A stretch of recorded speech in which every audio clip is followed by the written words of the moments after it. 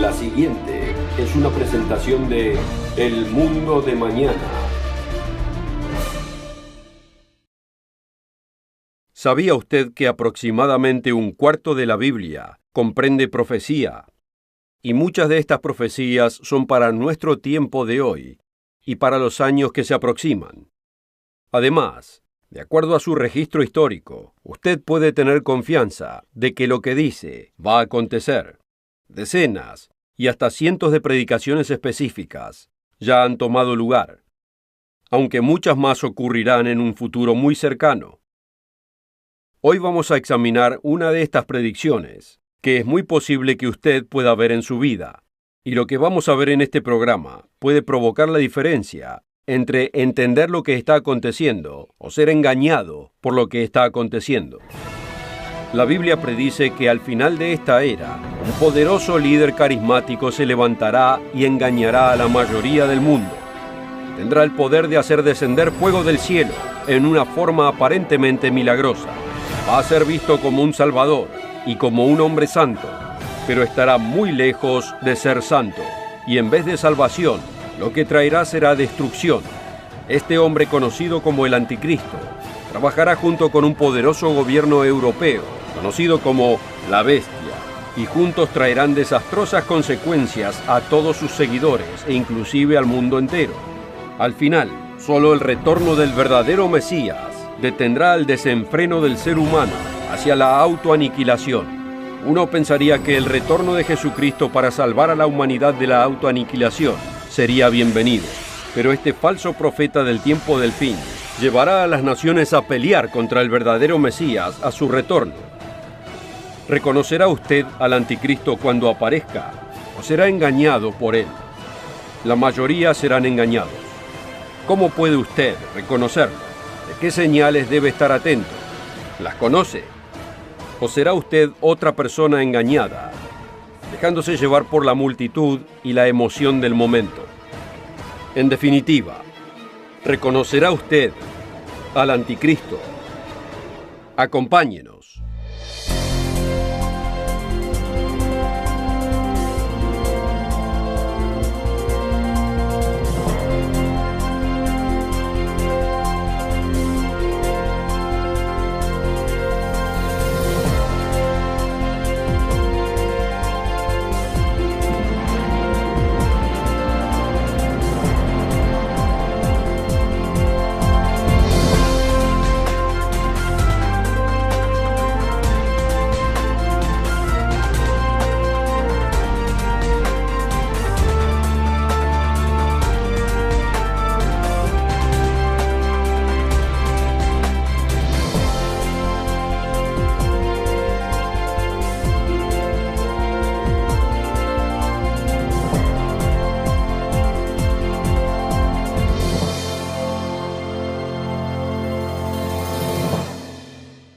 Una calurosa bienvenida de todos aquí en El Mundo de Mañana, a todos nuestros oyentes alrededor del mundo. Nos deleita que pueda acompañarnos. El Anticristo se aproxima, es lo que dice su Biblia. ¿Lo reconocería usted cuando aparezca en escena? ¿Y cuáles serán las consecuencias para aquellos víctimas de sus mentiras? ¿Se da cuenta que la propia predicción del Anticristo es un cumplimiento profético? Considere lo siguiente. La Biblia fue completada hacia finales del primer siglo de esta era, y aunque la cristiandad estaba creciendo en ese tiempo en Europa y en el Medio Oriente, todavía era una religión despreciada y perseguida por lo que en ese entonces era considerado como las autoridades prevalecientes. Y en muchas partes del mundo ni siquiera se había escuchado. Era muy distinto de lo que conocemos hoy. Muchas religiones aparecieron y desaparecieron. Pero entre otras predicciones, la Biblia nos dice que un poderoso líder religioso impactará al mundo entero con sus engaños. Y lo va a llevar a cabo a través de una falsa forma de la cristiandad. Permítame decirlo de otro modo. ¿Cómo puede haber una falsa forma de cristiandad si no existe primero la verdadera cristiandad? No solo en el primer siglo, sino incluso 2000 años después. Mucho ha sido dicho acerca del Anticristo. Muchos que profesan ser cristianos creen que el Anticristo se aproxima, pero ¿realmente saben lo que dice la Biblia acerca de él? ¿Lo sabe usted? Es una importante pregunta, y no para ser tomada leve. El término anticristo en forma singular y plural se encuentran solo en las escrituras del apóstol Juan y solamente en 4 versículos. Muchos que dicen ser cristianos hablan del anticristo, que vendrá al final de la era. Pero Juan nos dice que incluso en sus días, muchos anticristos ya habían surgido. Nos advirtió en 1 de Juan 2, versículo 18. Hijitos, ya es el último tiempo, y según vosotros oísteis que el anticristo viene, así ahora han surgido muchos anticristos, por esto conocemos que es el último tiempo. La proposición anti significa opuesto o en contra. Por lo tanto, el término anticristo, en el sentido más básico, simplemente se refiere a alguien que está en contra o es opuesto a Cristo. Pero el diccionario bíblico Anger indica que el término además lleva consigo un significado adicional. Dice, la proposición griega anti a veces indica sustitución, tomar el lugar de otro, o sea, un falso Cristo. Hoy vemos que hay mucha gente opuesta a Cristo, especialmente entre aquellos que profesan una religión totalmente distinta de la encontrada en el libro conocido como Biblia. Pero esto no es en absoluto a lo que se refería Juan. La Escritura indica que el anticristo aparecerá representando a Cristo. Numerosas escrituras nos dicen que este líder religioso carismático del tiempo del fin hará poderosos milagros para engañar al mundo. El apóstol Pablo se refiere a él en 2 de Tesalonicenses capítulo 2. Después de que algunos miembros de la Iglesia de Dios en Tesalónica llegaron a creer que Cristo ya había retornado. Para contrarrestarlo, Pablo les recuerda lo que les dijo antes, que 2 eventos previos deberían ocurrir. 2 de Tesalonicenses capítulo 2, versículos 3 y 4. Nadie os engañe en ninguna manera, porque no vendrá sin que antes venga la apostasía, y se manifieste el hombre de pecado, el hijo de perdición, el cual se opone y se levanta contra todo lo que se llama Dios o es objeto de culto, tanto que se sienta en el templo de Dios como Dios, haciéndose pasar por Dios. Pablo continúa explicando que este sistema inicuo, del cual proviene el anticristo, ya estaba obrando en sus días, pero justo antes del retorno de Cristo, aparecería un falso profeta. Versículos 7 y 8. Porque ya está en acción el misterio de la iniquidad, solo que hay quien al presente lo detiene, hasta que él a su vez sea quitado de en medio. Y entonces se manifestará aquel inicuo, a quien el Señor matará con el espíritu de su boca, y destruirá con el resplandor de su venida. Es muy fácil pensar, yo no seré engañado. Pero recuerde que una persona engañada no sabe que está engañada. Y este individuo va a tener una apariencia muy agradable para aquellos desapercibidos. Sí, mucha gente cree que el anticristo está próximo. Le advierten a otros al respecto. Pero la mayoría de esta gente está engañada pensando que Él es el Salvador del mundo y pelearán en contra del verdadero Cristo en su venida. Quizás usted se pregunte, ¿cómo puede ser esto? Pablo continúa explicando cómo el anticristo engañará a la humanidad, tergiversando la procedencia de su poder. Continuemos en el versículo 9. Inicuo cuyo advenimiento es por obra de Satanás, con gran poder y señales y prodigios mentirosos, y con todo engaño de iniquidad para los que se pierden, por cuanto no recibieron el amor de la verdad para ser salvos. Por esto Dios les envía un poder engañoso, para que crean la mentira, a fin de que sean condenados todos los que no creyeron la verdad, sino que se complacieron en la injusticia. Varias otras escrituras describen al anticristo en términos similares, pero aquí hay un punto importante que muchos no alcanzan a entender. La Biblia muestra que no habrá uno, sino 2 poderosos líderes al fin de esta era, uno conocido como la bestia y el otro conocido como el anticristo. Demasiados unifican estos 2 en uno solo. Pero la Biblia es muy clara en este tema. La bestia es tanto un individuo como el reino que él gobierna. Es un gobernador político o secular. El anticristo, por otro lado, es un líder religioso. No tiene importancia que cada uno compita por gobernar al mundo. Trabajan juntos porque cada uno necesita al otro. Apocalipsis capítulo 16, versículos 13 y 14, habla de ambos hombres, de cuál es el poder detrás de ellos y qué es lo que harán. En este pasaje el anticristo es llamado el falso profeta. Y vi salir de la boca del dragón, el cual es Satanás, y de la boca de la bestia, y de la boca del falso profeta, 3 espíritus inmundos a manera de ranas, pues son espíritus de demonios que hacen señales, y van a los reyes de la tierra en todo el mundo, para reunirlos a la batalla de aquel gran día del Dios Todopoderoso. Apocalipsis 13 se refiere al reino de la bestia y al sistema del cual emerge el falso profeta. Los primeros 10 versículos nos hablan del reino de la bestia, y comenzando en el versículo 11, describe una segunda bestia.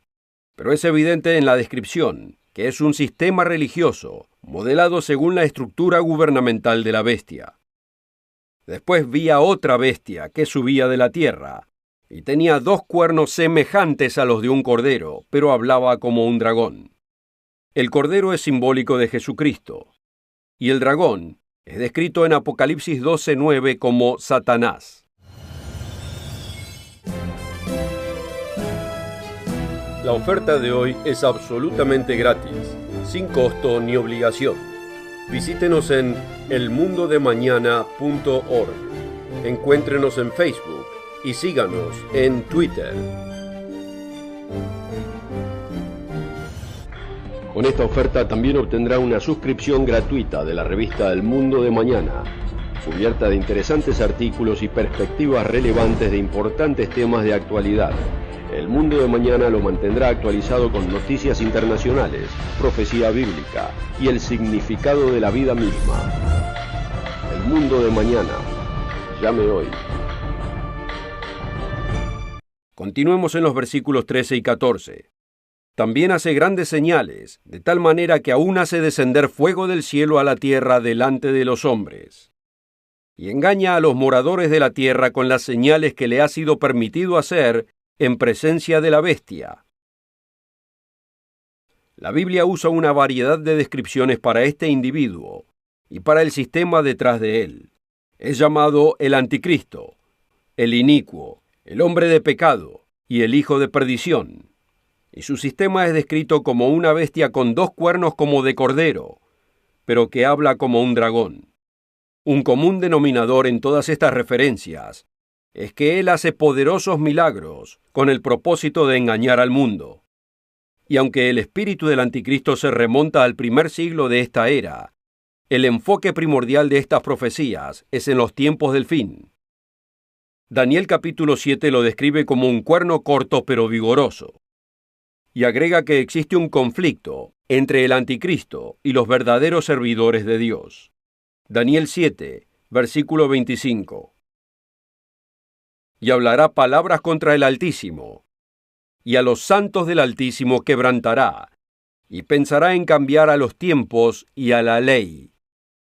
Aquí encontramos que intentará cambiar a los tiempos y a la ley. Y esta es una clave para entender el sistema del cual emerge el anticristo en el tiempo del fin. Recuerda que Pablo dijo que el misterio de la iniquidad ya estaba obrando en sus días. Cuando leemos la Biblia, encontramos que Dios instituyó un modo de vida para Israel. Incluye leyes, y algunas leyes incluyen cómo usamos el tiempo.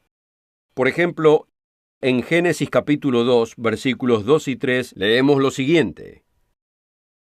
Y acabó Dios en el día séptimo la obra que hizo, y reposó el día séptimo de toda la obra que hizo. Y bendijo Dios al día séptimo, y lo santificó, porque en él reposó de toda la obra que había hecho en la creación.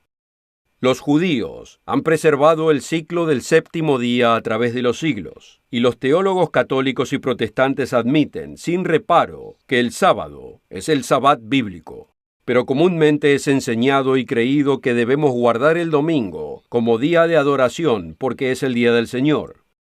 Muchos creyentes sinceros aceptan esta explicación sin ninguna prueba bíblica en absoluto. Un pasaje utilizado para decir que no debemos guardar el séptimo día sábado es encontrado en Marcos capítulo 2. Aquí encontramos el ejemplo de los discípulos de Jesús atravesando los sembrados en el día sábado y arrancando algunos granos para saciar el hambre. Cuando los fariseos los condenaron, Jesús defendió su proceder y les respondió: «El sábado por causa del hombre es hecho, y no el hombre por causa del sábado», en el versículo 27. Pero muy lejos de abrogar el sábado, Jesús lo aprobó en el próximo versículo cuando dijo: «Así que el Hijo del Hombre es Señor aún del sábado». Ahora, uno no puede ser Señor de algo que no existe. Pero además de confirmar la existencia del sábado, este versículo define cuál es el día del cual Jesús es Señor, el sábado bíblico, el séptimo día de la semana. Usted puede buscar de principio a fin y no encontrará ninguna escritura refiriéndose al domingo, o sea, el primer día de la semana como el día del Señor. Simplemente no existe. El sistema del anticristo ya estaba obrando en los días de Pablo, pero cambiar la ley de Dios con respecto al día sábado llevó tiempo. Tan temprano como a mediados del segundo siglo, algunos se cambiaron a la adoración en domingo, pero no sería hasta recibir ayuda de una fuente secular que la transición pudo hacerse totalmente obligatoria. El altamente respetado Manual Bíblico Eerdmans de la Historia del Cristianismo explica lo siguiente: cuando en el 321 Constantino instituyó el primer día de la semana como feriado, él lo llamó el venerable día del sol, Sunday o domingo. Cuando los símbolos paganos eventualmente desaparecieron, el último en desaparecer fue el sol Invictus. Cambiar los tiempos como predice Daniel 7:25 no concluyó con el día de reposo semanal. El conjunto completo de los días santos bíblicos ha sido desechado y reemplazado por festividades paganas. Por ejemplo, uno de los mayores debates religiosos del segundo siglo fue conocido como la controversia de los cuartodecimanos. Aquellos que seguían a los apóstoles de Cristo continuaron observando la Pascua del Nuevo Testamento el día 14, o sea, el 40º día del primer mes del calendario hebreo. Pero otros decidieron celebrar un festival pagano y seguir a otros líderes distintos. Note esta increíble confesión del bien conocido historiador del cuarto siglo, Eusebio. Porque ni siquiera pudo Aniceto persuadir a Policarpo de que no la observase, refiriéndose a la Pascua, porque él siempre la había observado con Juan, el discípulo de nuestro Señor, y el resto de los apóstoles con quienes se asociaba. Y hasta Eusebio, quien era un aliado de Roma, libremente admite que la fuente de práctica de Policarpo era los apóstoles de Cristo. Así que uno tiene que preguntarse quién era al que el obispo de Roma estaba siguiendo. Las fiestas bíblicas y días santos eran observados por Jesús y sus apóstoles. Estos incluían la Pascua, 1 Corintios 5:7, los días de panes sin levadura, 1 Corintios 5:8, Pentecostés, los Hechos capítulo 2, la fiesta de trompetas, 1 Tesalonicenses 4, versículos 15 al 17, el día de expiación, los Hechos 27:9, la fiesta de tabernáculos, Juan 7, primeros 10 versículos, y el último gran día, Juan 7, versículos 37 al 39. Ahora veamos una lista de días que no pueden ser encontrados en ningún lugar en las Escrituras. La Navidad, Semana Santa, Miércoles de Ceniza, Viernes Santo, Halloween o Noche de Brujas, el Día de Todos los Santos y el Día de San Valentín. La palabra Easter se encuentra en una traducción en inglés, pero es claramente una traducción errónea. Todas las traducciones modernas fueron corregidas con la palabra Pascua. Por supuesto, cuando yo era joven pensaba que la mayoría de estas celebraciones provenían de la Biblia. Después de todo, Cristo tuvo que nacer en algún día del año. Pero ¿por qué entonces nunca vemos que los apóstoles celebraran su nacimiento? ¿Cuál es el origen de esta popular celebración? Citando de Eerdmans, la Iglesia cristiana adoptó muchas ideas paganas e imágenes. De la adoración del sol, por ejemplo, viene la celebración del nacimiento de Cristo, el 25 de diciembre, el nacimiento del sol. Saturnalia, el festival romano de invierno del 17 al 21 de diciembre, proveía el regocijo, el intercambio de regalos y las típicas velas de la festividad posterior de la Navidad. El espíritu del anticristo comenzó muy temprano en la historia de la cristiandad. Es un espíritu contrario a la ley, no porque sea sin ley, sino porque, como nos es dicho en Daniel 7:25, intentará cambiar los tiempos y la ley. El anticristo rechaza la ley de Dios y la sustituye por las tradiciones hechas por el hombre. El efecto es una religión moralmente quebrantada, que se enfoca en rituales, sentimentalismo y emociones subjetivas. Muchos teólogos argumentan que la ley de Dios es muy difícil para poder guardarla, y que lo único que hay que hacer es aceptar a Cristo y amarse unos a otros. Y en cierto sentido están en lo cierto. No podemos guardar la ley por nuestra cuenta, pero lo que no logran entender es que cuando recibimos el Espíritu Santo, después del bautismo y la imposición de manos por el ministro, Jesucristo y Dios Padre moran en la persona y Jesucristo en nosotros puede guardar la ley. Esto depende, por supuesto, de nuestra sumisión a la voluntad de Dios. Pero esto es rechazado por el espíritu del anticristo. Como nos dice en 2 de Juan capítulo 2, versículo 7, porque muchos engañadores son entrados en el mundo, los cuales no confiesan que Jesucristo ha venido en carne. Este tal es el engañador y el anticristo. El tiempo del verbo ha venido, en el griego original, está en tiempo presente continuo. O sea que no está describiendo un evento pasado, sino un evento continuo. Para decirlo claramente, Él rechaza que Cristo esté viviendo su vida en nosotros. Lo rechaza al decir que no podemos guardar la ley de Dios. En su tesis titulada ¿Quién o qué es el anticristo?, el Dr. Roderick Meredith lo resumió del siguiente modo. La doctrina del anticristo, entonces, es que Cristo no vive literalmente su vida en los suyos hoy. Es la falsa enseñanza de que los cristianos hoy pueden vivir una clase de vida distinta de la que vivió Jesús y que todavía pueden ser sus verdaderos seguidores. Generalmente incluye la idea de que Cristo ya fue justo por nosotros y por lo tanto ya no debemos hacerlo, que nosotros simplemente lo aceptamos y su justificación es imputada en nosotros. En realidad, que Dios se engaña a sí mismo y pretende que nosotros somos justos, cuando realmente no lo somos. ¿Y qué hay de usted? ¿Será usted engañado cuando el profetizado anticristo aparezca en el escenario mundial? ¿O ya ha sido engañado al seguir la doctrina del falso profeta? ¿Cómo puede estar seguro? El mejor indicador de la conducta futura es la conducta presente. Para decirlo de otro modo, lo que uno hace hoy es generalmente lo mismo que va a hacer mañana. Si uno practica la doctrina del anticristo contraria a la ley, es muy posible que lo siga a este hombre cuando aparezca. Sus doctrinas le parecerán normales, y cuando le incluya los milagros que esta figura carismática haga, hasta los cristianos nominales o hasta los ateos serán arrastrados por la emoción del momento. ¿Cómo vive usted hoy en día? ¿Qué decisiones hace cada día con respecto a las enseñanzas de Cristo? ¿Lo está obedeciendo a Él? ¿O está siguiendo a la multitud por la senda incorrecta, la senda del anticristo? Jesús condenó a aquellos que usaban su nombre pero se oponían a su instrucción y enseñanzas. Él hizo la siguiente pregunta en Lucas 6, versículo 46. ¿Por qué me llamáis Señor, Señor, y no hacéis lo que digo? En Mateo 7 y versículo 21, Él corrige a aquellos que lo llaman Señor, pero que no siguen su instrucción.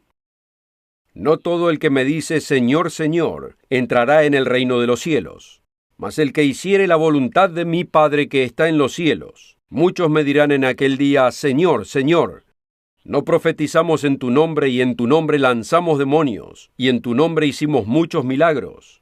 Y entonces les protestaré, nunca os conocí, apartaos de mí, obradores de iniquidad. Jesús reprendió a los fariseos y escribas por sustituir los mandamientos de Dios por sus tradiciones hechas por los hombres. Entonces dejó abundantemente en claro que es muy posible adorarlo en vano. En Marcos capítulo 7 versículos 6 y 7 dice, Y respondiendo él, les dijo: Hipócritas, bien profetizó de vosotros Isaías, como está escrito: Este pueblo con los labios me honra, mas su corazón está lejos de mí, y en vano me honra, enseñando como doctrinas mandamientos de hombres. ¿Ha considerado que usted puede estar adorando a Cristo en vano? Hoy en día muchos profesan ser cristianos, pero fallan al no seguir las enseñanzas de aquel mismo del que profesan su nombre. Y muchos que dicen ser cristianos siguen al espíritu del anticristo, oponiéndose rotundamente a la enseñanza de Cristo, creyendo y enseñando que las leyes de Dios han sido abrogadas. Pero ¿qué dijo Jesús? Cuando un joven le preguntó: ¿qué puedo hacer para obtener la vida eterna? Él respondió en Mateo 19:17: Si quieres entrar en la vida, guarda los mandamientos. Y si esto no es suficiente, ¿qué piensa de la siguiente cita del Sermón del Monte, el verdadero centro y alma del mensaje de Jesucristo? Jesús declaró en Mateo 5, comenzando en el versículo 17: No penséis que he venido para abrogar la ley o los profetas. No he venido para abrogar, sino para cumplir. Porque de cierto os digo, que hasta que perezca el cielo y la tierra, ni una jota ni un tilde perecerá de la ley, hasta que todas las cosas sean hechas. De manera que cualquiera que infringiere uno de estos mandamientos muy pequeños, y así enseñare a los hombres, muy pequeño será llamado en el reino de los cielos. Mas cualquiera que hiciere y enseñare, éste será llamado grande en el reino de los cielos. Conformarse a la doctrina del anticristo es el camino fácil de hoy, y será la senda popular cuando aquel falso profeta comience a realizar sus milagros engañosos. Pero todo esto llegará a un fin, cuando retorne el verdadero Jesucristo de la Biblia, y aquellos que rechacen la doctrina del anticristo reinarán con Cristo en esta tierra, estableciendo paz, prosperidad y armonía. Si quisiera conocer más acerca de la doctrina del anticristo y cómo evitar seguirlo, visite nuestro sitio web, donde podrá leer o bajar el informativo folleto El falso cristianismo, un engaño satánico, y asegúrese de encontrarnos a la misma hora y el mismo lugar para aprender más de la Biblia y de lo que Dios espera de usted. Hasta la próxima. La oferta de hoy es absolutamente gratis, sin costo ni obligación. Visítenos en elmundodemañana.org. Encuéntrenos en Facebook y síganos en Twitter. El programa precedente fue producido por la Iglesia del Dios Viviente.